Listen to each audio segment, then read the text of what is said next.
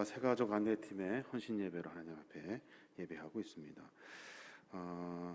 바울의 새가족 사역이라는 제목으로 같이 말씀을 나눌 텐데, 하나님 우리에게 주신 분명한 사명이 있습니다. 그 사명이 뭐냐면 다른 것이 아니라 우리를 통해서 그리스도가 소개되기를 원하시는 것이 하나님이 우리에게 주신 사명이에요. 우리가 그것을 잃어버리면, 우리가 그것을 모른다 한다면 그건 옳지 않은 일이에요. 그거는 신앙인의 삶의 모습이 아닌 겁니다.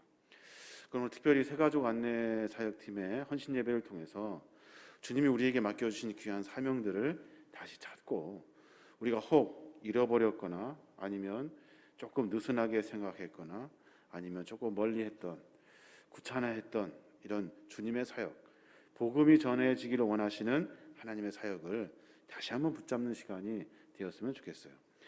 2017년인가요? 한국교회 미래를 준비하는 모임에서 종교인의 그 성향을 조사한 설문조사가 있었습니다. 그 한국갤럽이라는 그 설문조사 팀을 통해서 조사했는데, 조사 내용이 뭐냐면 우리나라 전체 종교인 가운데 개종한 사람이 얼마큼이냐면 16.2%래요. 전체 종교인을 가지고 있으면서 개종한 사람들, 종교를 바꾼 사람들, 이 중에서 58.4%가 기독교에서 다른 곳으로 이동했대요. 기독교에서 다른 곳으로. 코로나 이전의 설문조사인데 2017년이니까요. 우리가 열심히 전도는 하지만 중요한 건 뭐예요? 자꾸 다른 곳으로 간다는 거예요. 다른 곳으로. 교회에서 정착하지 못하고 16.2%가 종교를 바꿨는데 그 중에 58%나 되는 사람이 기독교에서 다른 곳으로 옮겼대요. 참 심각한 문제가 아닐 수 없어요. 교회가 성장하기 위해서는 전도와 더불어 양육이 굉장히 중요합니다.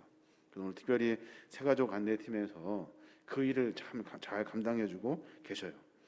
이 정착 사역, 교회 안에 하나님의 거룩한 그 자녀들이 잘 정착하여 교회 일꾼으로 세워져야 하는 거예요.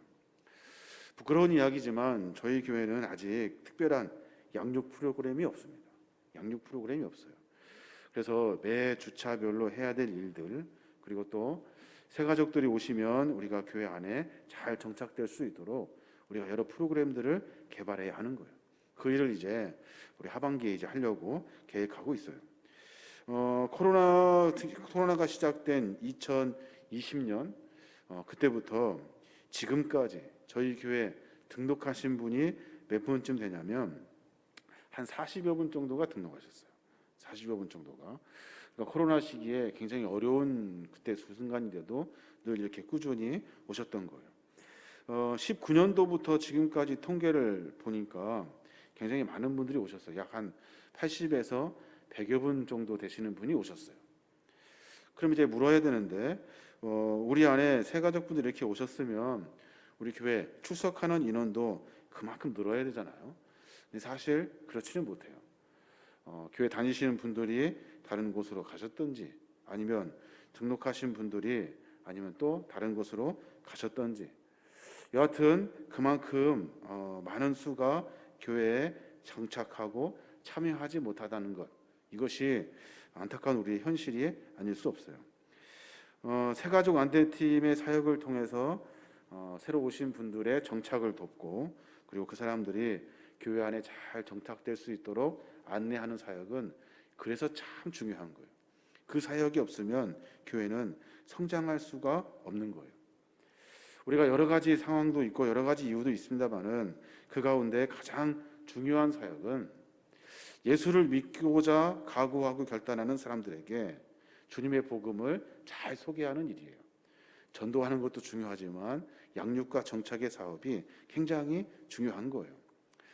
우리가 삶 가운데 우리가 분명히 해야 될 것, 제가 서두에 말씀드렸습니다. 하나님은 우리를 통해서 원하시는 것이 뭐냐면 우리를 통해서 주의 복음이 증거되는 거예요. 그러니까 내가 신앙생활 잘 하고 있다면 내가 소개해 준 사람이 나만큼 신앙생활 하기를 원하시는 거예요. 이게 하나님이 원하시는 뜻이에요. 그러니까 모든 교회 사역의 포인트는, 목적은 어디에 있냐면 그분들이, 내가 만나는 많은 사람들이 예수를 알고 하나님의 거룩한 백성으로 세워지는 거예요. 그거 아니면 교회 사역은 아무것도 아닌 거예요. 오늘 사도 바울은 데살로니가 지역에서 전도를 합니다. 데살로니가 지역에 전도하면서 자기가 했던 세가족 사역을 소개해주고 있는 거예요. 나 이렇게 전도했다는 거예요. 나 이런 마음으로 다른 사람들을 섬겼다는 거예요. 나 이렇게 열심히 목숨을 걸고 너희들에게 복음을 전하려고 사명을 감당했다는 거예요. 네 가지를 제가 말씀드릴 건데, 하나는 고난을 무릅쓰고 복음을 전하였대요. 고난을 무릅쓰고 물어야 돼요. 과연 나는 고난을 무릅쓰고 복음을 전하고 있는가? 두 번째, 하나님을 기쁘시게 하는 자세로 복음을 전했다는 거예요.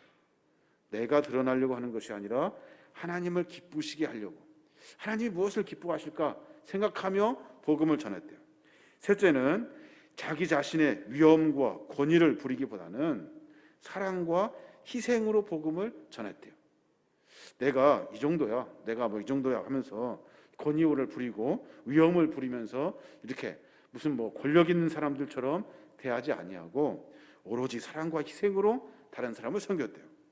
마지막 네 번째는 뭐냐면, 성도들이, 그러니까 내가 복음을 전하는 그 사람들이 하나님 앞에 바르게 세워지려고, 바르게 세움 받으려고 하는 모습으로 섬겼다는 거예요. 네가 하나님 앞에 똑바로 세워지길 원해. 네가 하나님 앞에 바르게 서기를 원해. 오늘 헌신 예배를 드리면서 우리가 새가족 안내 사역팀 뿐만 아니라 우리 모두가 다 성도들이, 그 모든 성도들이 바울의 이 자세를, 복음을 전하려고 하는 이 자세를, 다른 사람들을 대하는 그 복음의 마음을 우리가 본받아야 될 줄로 믿습니다. 한 가지 한 가지씩 우리 같이 생각해 볼 텐데, 첫 번째 제가 뭐라고 말씀드렸습니까? 바울은 고난을 무릅쓰면에도 불구하고 복음을 전했대요. 오늘 2절 말씀 보니까 그렇게 말해요. 여러분도 알다시피 우리가 여러분에게 가기 전에 빌립보에서 많은 고난과 모욕을 당하였으나 하나님의 도우심으로 우리는 강력한 반대에도 불구하고 여러분에게 기쁜 소식을 담대하게 전했습니다 라고 말해요. 여기서 중요한 것은 뭐냐면 빌립보에서 많은 고난과 모욕을 당했대요. 근데 하나님 우리를 도와주셨대요. 도우셔서 여러 사람들이 끌어내리고 반대하고 막 고난을 주면에도 불구하고 우리가 당신들에게, 고린도 데살로니가 교회 교인들에게 복음을 전했다는 거예요. 무슨 일이 있었냐면 빌립보에서 바울의 그 일행이 여러 가지 일들을 하게 되는데, 그 중에 특별한 거 하나가 있다면 사도행전 16장에 보면 바울이 귀신 들려서 점치는 여종의 귀신을 빼줘요. 그랬더니 그 여종을 부리는 그 주인이 점을 치지 못하니까 수입이 줄어요. 그래가지고 그 주인이 당신 내 밥벌이를 이렇게 했으니 당신을 고소하겠습니다 하면서 고소해버려요. 그러면서 감옥에 가게 됩니다.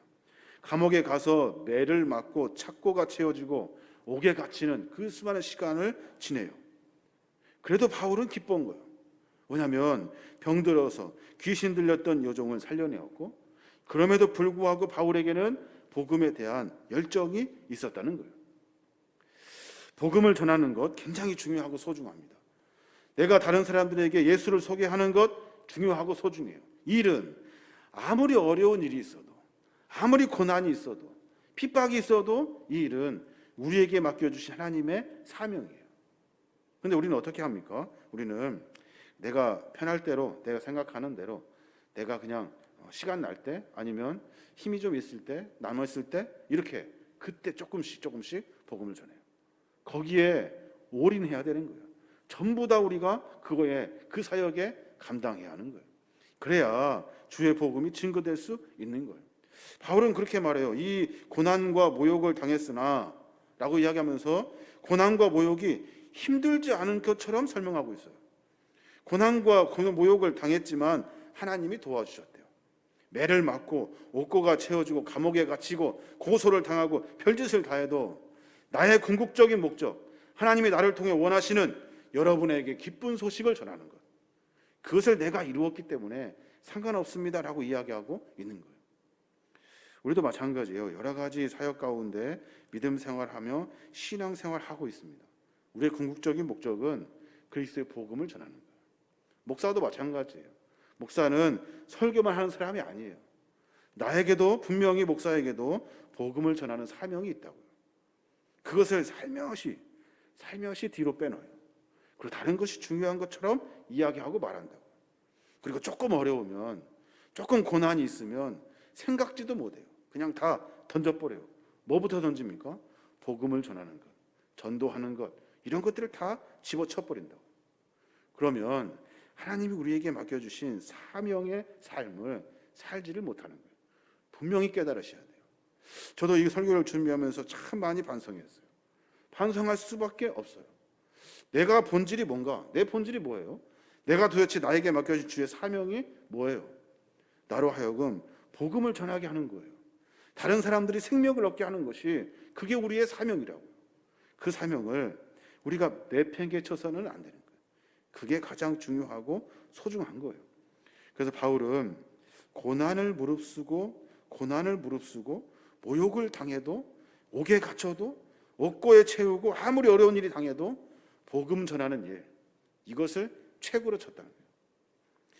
우리의 삶의 모습을 조금 되돌아봐야 됩니다. 주님은 우리에게 분명히 말씀하셔요. 우리의 삶 가운데 우리를 통해서 주의 복음이 증거되어지기를 원하는 거예요. 내 안에 다른 생각이 들어와서 다른 것들로 하여금 그것이 더 중요하게 생각하는 것이 있다 한다면, 그게 복음이 아니고 다른 것이라면, 그것이 다른 이에게 복음을 전하는 일이 아니고 다른 것이라면 다 내려놔야 돼요. 다 집어쳐야 돼요. 그래야만이 하나님의 사명을 똑바로 붙들 수 있는 거예요. 새가족 사역하면서 얼마나 어렵습니까? 아마 큰 회방도 있을 것이고, 그리고 어려움도 있을 거예요. 특별히 교회에 처음 온 사람을 소개하고 안내하고 그에게 대한다는 것이 어려운 일이 굉장히 어려운 일이에요. 여러 가지 어려운 일이 있지만 그 어려움 가운데서도 그 일을 감당하는 거예요. 그분들이 잘 정착할 수 있도록, 잘 믿음 안에서 성장할 수 있도록 돕는 일이에요. 왜요? 하나님 우리 그 일을 맡겨주셨기 때문에 그러는 거예요. 그래서 요한복음 13장 15절에 보면, 이는 너희를 부르사 자기 나라와 영광에 이르게 하시는 하나님께 합당히 행하게 하려 함이라 라고 말씀하셔요. 무슨 말입니까? 하나님이 우리를 부르셨대요. 불러서 왜 불렀어요? 자기 나라, 하나님 나라의 영광에 이르도록. 하나님 나라의 영광이 뭐예요? 모든 사람들이 복음을 듣고 예수 그리스도 안에 구원을 받는 것이 하나님의 영광이에요. 그래서 그 일에 합당하게 행하시도록 나를 부르신 거예요. 우리를 부르신 거예요. 우리가 분명히 그 사명을 잘 감당해야 하는 거예요. 분명히 선포합니다. 아무리 고난이 있고 모욕이 있고 어려움이 있고 힘듦이 있고 고난이 있어도 괴로움이 있어도 우리 안에 이 복음을 전하는 것이 식어져서는 안 돼요. 뒤로 밀려서는 안 돼요. 목사님 뭐 하세요? 나 지금 뭐 해? 그러면 안 돼요. 나 지금 전도 중이야. 나 지금 복음을 전하고 있어. 이렇게 돼야 되는 거예요. 사도 바울의 이야기를 가만히 들여다보면 처음부터 끝까지 다 그거예요. 내가 복음을 전했노라. 내가 너희들에게 그렇게 복음을 전했다. 너희들이 왜 그렇게 하니? 복음은 그런 것이 아니야. 복음이야, 복음. 계속해서 강조하고 있는 거예요. 우리의 사역이 그래야 되는 거예요. 두 번째는 사도 바울은 하나님을 기쁘시게 하려는 마음으로 복음을 전했대요. 복음의 궁극적인 목적이 뭐냐면 하나님을 기뻐하게 하시려고, 하나님이 기뻐하시는 일이기 때문에 복음을 전했다는 거예요. 조금 길지만 3절에서 5절까지 제가 읽어드리면, 우리의 권면은 어떤 잘못이나 불순한 동기나 속임수에서 나온 것이 아닙니다. 무슨 말이에요? 내가 지금 복음을 전하는 것은 잘못이나 불순한 동기나 속임수에서 나온 것이 아니라, 오히려 우리는 하나님의 인정을 받아 기쁜 소식을 전하고 부탁을 받은 사람으로서 말합니다. 우리는 사람을 기쁘게 하려 하지 않고 우리 마음을 살피시는 하나님을 기쁘게 하려고 합니다. 여러분도 알고 있겠지만 우리가 한 번도 아첨하는 말을 하지 않았고 욕심의 가면을 쓰지 않았다는 것은 하나님이 증거하고 계십니다. 제가 현대어 성경으로 읽어드렸어요.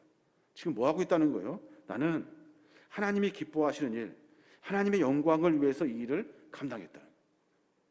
새가족 섬김이 사역도 마찬가지예요. 새가족의 그 안내 사역도 마찬가지예요. 우리가 해야 될 궁극적인 목적은 이 일이 하나님이 가장 기뻐하시는 일이기 때문에 사명을 감당하는 거예요. 그러니까 이 사역은 아무에게나 맡기는 것이 아니에요. 굉장한 중요한 사역이에요. 그래서 이 사역을 통해서 하나님의 영광이 무엇인지 아는 사람, 하나님이 무엇을 기뻐하시는지 아는 사람, 그 사람들이 그 사역을 감당해 주어야 한대요. 조금 더 구체적으로 보면 복음 전파의 동기가 순수하고 진실해야 된대요. 3절에 그렇게 말했잖아요. 우리의 권면은 어떤 잘못이나 불순한 동기나 속임수에서 나온 것이 아닙니다. 바울의 그 반대자들은 바울의 복음이 순수하지 못하다고 모함했어요. 그래서 바울이 그렇게 말하고 있는 거예요. 내가 너희들에게 복음을 전한 것은 내가 무슨 꿍꿍이가 있어가지고, 내가 무슨 계획이 있어가지고 너희에게 복음을 전하는 것이 아니라는 거예요. 신천지 이단 같은 경우는 꿍꿍이가 있어요. 동기가 있어요. 속임수가 있다고요. 결국에는 끝에 다 다른 이야기를 마치 처음에 멀쩡한 것처럼 설명하고 말한다고요. 복음은 그런 것이 아니에요. 꿍꿍이를 가지고 복음을 전하는 것이 아니에요. 예수 그리스도, 그분이 우리를 구원하신 구원의 사역을 분명하게 전해주어야 하는 거예요. 오늘날 우리의 복음 전파 역시 아주 순수하며 진실된 동기로 시작되어야 해요. 그러니까 내가 만난 하나님, 내가 체험한 예수 그리스도, 내가 교회 생활하면서 하나님께 영광을 돌리는 거룩한 하나님의 거룩한 간증의 거리로 하나님의 거룩한 말씀과 복음을 전해 주어야 하는 거예요. 어떤 꿍꿍이를 가지고, 어떤 계획을 가지고, 숨겨진 이야기를 가지고 그렇게 전하는 것이 아니에요. 그러니까 복음을 전할 때는 내 안에 계신 예수 그리스도 솔직히 전하고 고백할 수 있어야 하는 거예요. 제가 전에 교회에 있을 때 새가족 사역팀을 담당했는데 간증을 다 쓰게 한다고. 간증을. 왜냐하면 내가 만난 예수 그리스도를 내가 고백할 수 있어야 하거든요. 그것이 없으면 다른 이야기를 해요. 세상 이야기하고 뭐 교회 이야기에서 누가 누구고 누가 이렇게 얘기한다고요. 내 안에 분명한 간증을 고백할 수 있어야 하는 거예요. 순수한 믿음을 가져야 돼요. 순수한 믿음을. 또 하나는 하나님의 복음을 맡은 청직이라는 사실을 기억해야 돼요. 4절 상반절에 보면 오히려 우리는 하나님의 인정을 받아 기쁜 소식을 전하라고 부탁을 받은 사람으로서 말합니다 라고 말해요. 하나님으로부터 인정을 받아서 너희들이 하나님의 기쁜 소식을 좀 전해주어라 하고 하나님 우리에게 부탁하신 거예요. 부탁하신 하나님께서 부탁받은 우리가 그 사역을 감당하게 되는 거예요. 그러니까 새 가족을 만났어요. 그리고 또 복음을 전하는 일이 생겼어요. 그때 어떤 마음과 심정으로 가야 되냐면 하나님이 나에게 부탁하신 거예요. 하나님이 나에게 맡기신 일이에요. 그러니까 그 일을 충성되이 감당해야 하는 거예요. 그 마음으로 사명을 감당해야 한다는 거예요. 그래서 하나님은 우리에게 처음부터 끝까지 서두에 말씀드렸습니다. 너희를 부르는 이유는 하나님의 거룩한 복음의 메시지를 전하게 하시려고. 마가복음 16장 15절에 그렇게 분명히 말씀하세요. 또 이르시되 너희는 온 천하에 다니며 만민에게 복음을 전파하라. 이게 우리에게 말씀하신 명령이에요. 사도행전 1장 8절에도 오직 성령이 너희에게 임하시면 너희가 권능을 받고 예루살렘과 온 유대와 사마리아와 땅끝까지 이르러 내 증인이 되라 하시니라. 우리를 부르신 이유는 증인이 되라고 말씀하신 거예요. 다른 엉뚱한 것이 아니에요. 마태복음 28장 19절에도 그러므로 너희는 가서 모든 족속으로 제자를 삼아 아버지와 아들과 성령의 이름으로 세례를 주고 내가 너희에게 분부한 모든 것을 가르쳐 지키게 하라.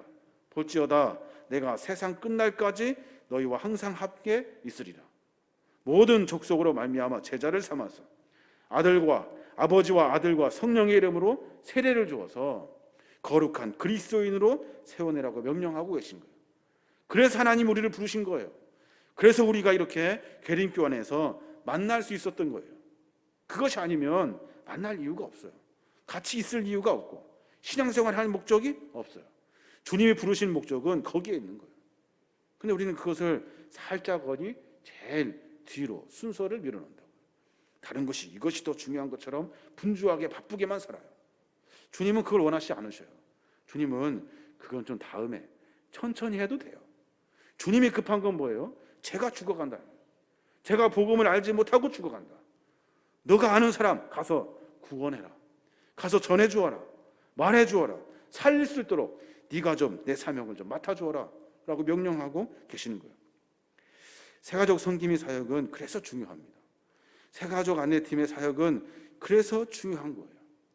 혹 우리가 실수하여 잘못하여서 비위를 건드리거나 잘못된 말을 하여서 실족하지 아니하도록 늘 조심해야 되는 사역이 그 사역이에요. 우리도 마찬가지예요. 우리는 뭐 그 팀이 아니라고 해서 멀쩡하게 가만히 있는 것이 아니라 부르신 목적이 거기에 있다. 그러니까 늘 새로 오시는 분들에게 인사하고, 새로 오신 분들이 잘 정착할 수 있도록 안내해주고, 먼저 인사하고 제가 누굽니다 라고 소개해주고, 다음에 오면 또 반갑게 맞아주고, 혹시 그 사람이 실족하지 아니하도록 교회에 잘 정착할 수 있도록 안내해주고 가르쳐 주어야 하는 거예요. 그래야 잘 세워질 수 있는 거예요. 우리의 모습을 조금 점검해 봐야 돼요. 하나님 우리를 청지기로 불렀거든요. 분명한 목적이 있다고요. 그 목적, 복음을 전하는 귀한 목적을 잃어버리지 말아야 하는 거예요. 세 번째, 바울은 사랑과 희생의 자세로 복음을 전해요. 사랑과 희생의 자세로. 조금 길지만 제가 또 읽어드릴게요. 또한 우리는 너희에게서든지 다른 이에게서든지 사람에게서는 영광을 구하지 아니하노라. 우리는 그리스도의 사도로서 마땅히 공의를 주장할 수 있으나 도리어 너희 가운데서 유순한 자가 되어 유모가 자기 자녀를 기름과 같이 하였으니 우리가 이같이 너희를 사모하여 하나님의 복음뿐 아니라 우리의 목숨까지도 너희에게 주기를 기뻐함은 너희가 우리의 사랑하는 자 됨이니라. 형제들아, 우리의 수고와 애쓴 것을 너희가 기억하리니 너희 아무에게도 폐를 끼치지 아니하려고 밤낮으로 일하면서 너희에게 하나님의 복음을 전하였노라. 참 기가 막힌 말이에요. 내가 너희들에게 복음을 전하는데 어떤 마음으로 전하는 줄 아니? 사람에게가 아니라 하나님께 영광 돌리기 위해서 내 권위를 다 포기하고 마치 엄마처럼, 마치 아빠처럼 그렇게 헌신하며 사명을 감당했다는 거예요. 수고하고 애쓴 것을 왜 기억하지 못하니? 라고 이야기하면서 아무에게도 폐를 끼치지 않으려고 밤낮으로 열심히 너희에게 복음을 전했대요. 그러니까 사랑과 희생과 헌신의 마음으로 복음을 전한 거예요. 복음을 듣는 많은 사람들이 이 사랑 때문에 하나님의 거룩한 백성이 됩니다. 복음을 들었던 사람들이 과거에 내가 은혜 받았던 순간을 기억하면 나에게 베풀었던 그 사랑이 기억이 나요. 나에게 복음을 전하려고 그렇게 쫓아다니고 그렇게 말해주고 전화해주고 함께해 주었던 그 사람이 생각난다는 거예요. 요한계시록에 있는 이야기 계속 듣습니다만 요한계시록에 있는 말씀 중에 우리가 깊이 깨달아야 될 것은 처음 들었던 복음의 소식이에요. 나이가 처음 느꼈던 주님의 사랑, 나에게 들었던 복음의 이야기, 나에게 복음을 전해 주었던 그 사람 분명히 알고 깨달아야 한다는 거예요. 그래야만이 그리스도인으로 살 수 있어요. 왜요? 내가 그 사랑을 받았거든요. 이제 나에게 명령하신 그 사랑을 전해주라는 그 명령을 우리가 따라야 하는 거예요. 바울은 권위와 기득권을 주장하지 않았대요. 나 이런 사람이야 얘기하지 않았다는 거예요. 6절에 보니까 그러니까요. 우리가 그리스도의 사도로 능히 존중할 터이나 그러나 너희에게든지 다른 이에게든지 사람에게는 영광을 구하지 아니하노라 라고 말해요. 우리가 분명히 존중받을 이야기 할 수 있어요. 나 뭐예요? 직분이 뭡니다. 나 오래 다녔어요. 이야기할 수 있어요. 근데 그렇지 않았대요. 그것이 전혀 중요하지 않아요. 그 사람에게는. 그러니까 모든 권위와 기득권을 다 내려놓고 그에게 복음을 전했대요. 또 어미가 자녀를 양육하는 마음으로 복음을 전했대요. 7절에 보니까 도리어 너희 가운데서 유순한 자가 되어 유모가 자기 자녀를 기름과 같이 하였으니 라고 말해요. 마치 엄마가 그 젖먹이 아이를 기르는 것처럼 잘 소중하게 어떻게 될까 봐 안아주면서 헌신하면서 그렇게 사명을 감당했다는 거예요. 그래서 우리의 삶의 모습을 늘 복음을 전하는 것에 목적이 돼야 돼요. 복음을 전하는 일에 우리의 사명을 감당해야 돼요. 내가 희생하고 내가 사명을 감당하는 이유가 거기에 있어야 되는 거예요. 또 하나, 바울은 자신의 목숨을 아끼지 않았어요. 자신의 목숨을. 8절에 보니까 우리가 이같이 너희를 사모하여 하나님의 복음뿐만 아니라 우리의 목숨까지도 너희에게 주기를 기뻐함은 너희가 우리의 사랑하는 자 됨이니라 라고 말해요. 내가 너에게 내 목숨까지 내어주는 이유가 한 가지 있어. 그 이유가 뭐냐면 그 목숨까지 내어주어서 네가 이제 하나님을 사랑하는 자, 하나님을 섬기는 자가 될 거니까. 우리와 같이 하나님을 사랑하는 자가 될 것이니까 내가 목숨을 걸어서라도 너를 그런 사람으로 만들고자 한 거예요. 복음 전파에는 반드시 전파자의 전인적인 희생이 요구돼요.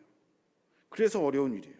그래서 복음 전파자는 자신이 전하는 말씀대로 살려고 애쓰고 몸부림침이 있고, 그 사람을 살려내려고 내가 헌신하고 수고하는 모습이 있고, 목숨을 바치는 일이라도 그 일을 감당하게 되어 있는 거예요. 이게 바로 복음의 사람이에요. 그리스도인의 삶의 모습이라는 거예요. 새가족을 섬길 때마다 늘 우리가 가지고 있는 기득권을 내려놔야 돼요. 오리를 가져가면 심리를 가져와야 되고, 그분이 얘기하면 잘 섬겨주어야 하는 거예요. 지난번에 새가족 그 오신 분이 있어서 신방을 같이 갔어요. 식당에서 식사를 하는데 참 고민이 되더라고요.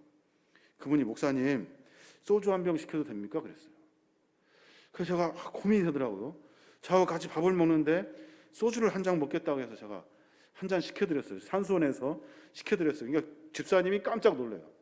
집사님 소주 한 병 주세요. 그러니까 깜짝 놀라요. 소주 한 병 드리고 그리고 따라 드리면서 그러면서 이야기를 하셔요. 자기 인생의 이야기를 쭉 이렇게 하셔요. 그러면서 그 이야기를 같이 들으면서 참 마음이 참 아프더라고요. 그래서 그분이 이제 다시 살아보겠다고 교회에 오신 거예요. 다시 내가 인생을 살아보겠다고 교회에 오신 거예요. 그 인생의 이야기를 그렇게 풀어내시더라고요. 그러니까 나 목사인데 감히 목사 같이 밥 먹는데 소주를 시킵니까? 자리에서 벌떡 일어날 수 있죠. 고민이 되더라고요. 누가 보면 어떨까? 내가 소주를 따라주는 장면을 누가 보면 어쩔까? 그게 중요한 것이 아니에요. 그분에게 복음을 전해주는 것이 중요해요. 그렇습니다. 주님은 당신을 사랑하십니다. 주님이 당신을 불러주신 거예요. 함께 신앙생활 하도록, 다시 한번 인생을 살 수 있도록 우리 모두가 다 그런 사람들입니다. 설명해주고 말해주면서 함께 주의 복음을 만나게 되는 거예요. 그 일을 우리가 감당해야 되는 거예요. 복음 앞에는 권위도 없어요. 복음 앞에는 기득권도 없어요. 복음 앞에는 아무것도 아니에요. 오로지 복음을 전하는 일에 매진해야 하는 거예요. 우리의 삶의 모습에 그것이 가장 중요하다. 복음을 전하는 것이 가장 중요하고 소중하다는 사실을 분명히 깨달아야 돼요. 마지막으로 사도 바울은 성도 한 사람 한 사람을 하나님 앞에 바르게 세우려고 노력하는 사람이에요. 새가족 섬김 사역팀도 마찬가지입니다. 여러 새가족분들을 섬기고 있지만 그분들이 하나님 앞에 바르게 세움받을 수 있도록, 바르게 세워지도록 도와주어야 하는 거예요. 그러려면 어떻게 해야 될까요? 설명을 잘해야 될까요? 아니면 무슨 잔소리를 해야 될까요? 그렇지 않아요. 먼저 본을 보여야 돼요. 본을. 10절에 그래서 그렇게 말해요. 우리가 너희 믿는 자들을 향하여 어떻게 거룩하고 옳고 흠없이 행하였는지 대하여 너희가 증인이요 하나님도 그러하시도다라고 말해요.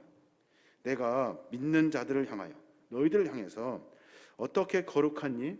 어떻게 옳게 했니? 어떻게 흠이 없이 행했는지 너희들이 더 잘 알잖아. 본을 보이고 있다는 거예요. 너희들이 증인 아니니? 하나님도 그것의 증인이다라고 설명해주고 있는 거예요.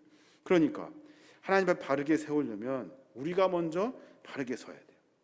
잔소리하고 설명하는 것이 아니에요. 우리가 먼저 바르게 서면 그러면 자연스럽게 닮아가는 거예요. 그래서 사도행전 24장 16절에 보면 그렇게 말해요.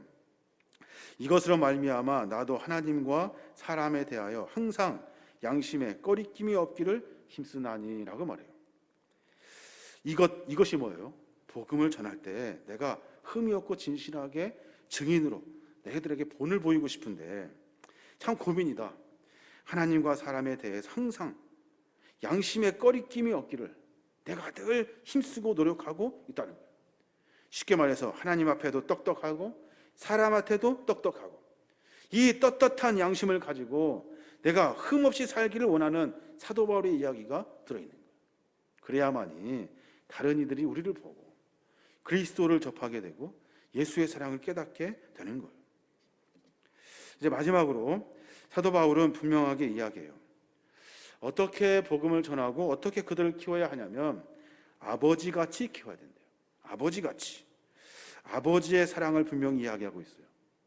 본문에 보니까 7절은 엄마의 마음을 이야기하고 있어요. 근데 11절에는 아빠의 마음을 이야기하고 있어요. 두 개의 마음이 좀 다른 것 같아요. 11절에 뭐라고 말하냐면 너희도 아는 바와 같이 우리가 너희 각 사람에게 아버지가 자기 자녀에게 하듯 권면하고 위로하고 경계하노니 라고 말해요.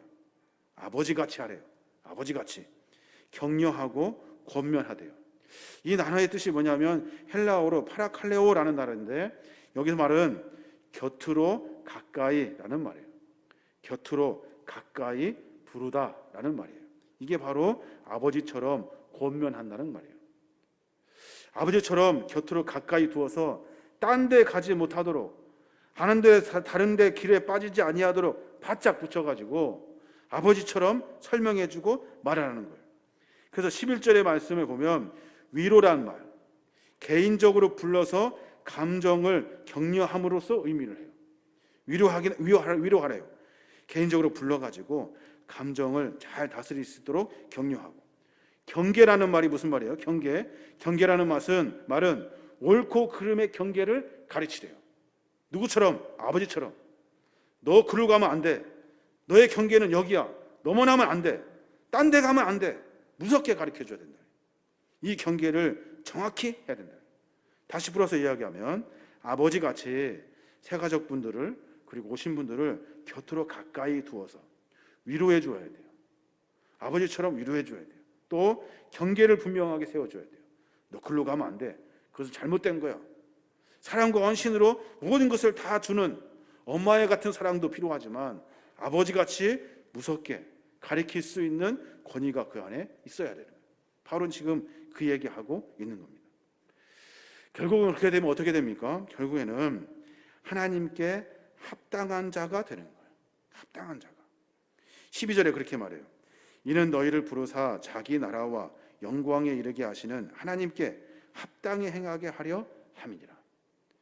연태까지 사도 바울이 데살로니가 교인들에게 했던 수많은 복음의 사역은 궁극적으로 하나님 앞에 우리 모두가 다 합당하게 세워지려고 하는 일이라고 설명해주고 있는 거예요. 새가족 안내 사역팀, 새가족을 섬기는 일, 그리고 복음을 전하는 일 참으로 어려운 일입니다. 어려운 일이에요. 근데 분명히 여러분 깨달으셔야 돼요. 하나님이 우리에게 복음을 주신 이유는, 하나님이 나로 하여금 교회 다니게 한 이유는, 하나님이 나로 하여금 말씀 듣고 삶 가운데 깨닫게 하신 이유는 나로 하여금 다른 사람이 이 복음을 소개받기 원하시는 것이 하나님의 궁극적인 목적이에요. 어떤 특별한 일을 하는 것이 아니에요.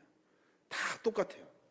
사회에서 별일을 다 하고 와도 교회에 들어와서 하나님의 그 목적을 만나면 다 복음을 전하게 되어 있어요. 그 사역을 감당해야 돼요. 데살로니가 교인들 하나님의 뜻에 부합되어 살 수 있도록 네가 조금 어려울 거야. 핍박도 당하고 다른 사람들이 방해도 할 거야. 그때 그 순간에도 복음을 전해주어라. 또 어머니 마음으로 아버지 마음으로 저들을 잘 인도하여 양육해 주어라. 그래서 하나님께 합당한 자들을 길러내어 주어라 라고 권면해주고 있는 겁니다. 오늘 새가족 사역을 잘 감당하고 계시는 귀한 믿음의 종들, 헌신하겠다고 각오하고 결단하며 주님의 사명 앞에 세신 우리 믿음의 새가족 안내팀 사역팀, 그리고 또 우리 모두가 다 복음을 전하고자 마음 가운데 거룩한 동기를 가지고 있는 사람들, 부담감을 가지고 있는 사람들, 우리에게 분명한 하나님의 사명이 있는 거예요. 그 사명을 잘 감당해야 될 줄로 믿습니다. 서두에 말씀드렸습니다. 사도 바울은 복음을 위해서 고난을 무릅쓰는 마음으로 복음을 전해요. 여러분, 복음 어려울 거예요. 전하기 힘들 거예요. 귀찮고 창피하고 여러 가지 일들이 많을 거예요. 그래도 우리는 복음을 전하는 것이 우리 사명이에요. 또 하나님을 기쁘시게 하려는 마음으로 복음을 전해야 돼요. 나 자랑하고 내 뭐 하는 것이 아니라 동기가 순수해야 돼요. 동기가. 여러 이야기가 있습니다만은 우리가 동기가 순수해야 돼요. 신천지처럼 다른 이단들처럼 동기가 불순해서는 안 돼요. 우리의 동기는 뭐예요? 하나님의 영광이에요. 하나님에게 합당한 믿음의 삶을 키워내는 거예요. 또 마지막 세 번째는 사랑과 희생의 자세로 복음을 전해주어야 하는 거예요. 희생해야 돼요. 사랑해야 되고 헌신해야 돼요. 그래야 복음이 전해져요. 생각해 보면 저도 그리고 많은 사람도 사랑과 희생 때문에 복음을 들었지 다른 것 때문에 내가 복음을 들은 것은 아닌 것 같아요. 누가 그분이 사랑해 주셨고 희생해 주셔서 복음이 들린 거예요. 또 네 번째 마지막으로 하나님 앞에 바르게 세움받으려고 하는 자세, 이게 중요합니다. 여러 가지 말씀을 드렸습니다. 오늘 새가족 안내 사역팀 헌신 예배를 통해서 다시 한번 복음에 대한 고민을 해보게 됩니다. 하나님이 나를 왜 부르셨지?